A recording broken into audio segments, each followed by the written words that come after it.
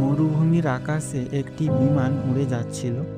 হঠাৎ বিমান থেকে একটি পেঁপে সোজা গিয়ে পড়ল উত্তপ্ত মরুভূমির ওপর। সারাদিন রোদে পেঁপেটি শুকিয়ে গেল, কিন্তু রাতে নেমে আসা হালকা বৃষ্টিতে তার ভেতরের বীজগুলো ভিজে যায়। কয়েক দিনের মধ্যেই সেই বালির বুক চিরে বেরিয়ে আসে একটি ছোট্ট পেঁপে গাছের চারা। সকালে সূর্যের আলোয় গাছটি বাড়তে থাকে, কিন্তু মরুভূমির প্রচণ্ড রোদে পেঁপে গাছের চারাটি শুকিয়ে যাওয়ার উপক্রম হয়। তখনই এক দয়ালু উট সেখানে আসে এবং গাছটিতে জল দিতে থাকে। মাসখানেক পরে চারাটি বড় হয়ে যায় এবং গাছে অনেক সবুজ পেঁপে ধরে। উটটি গাছের নিচে বসে খুশিতে তাকিয়ে থাকে। কিন্তু এক সন্ধ্যায় হঠাৎ প্রবল ঝড় শুরু হয়।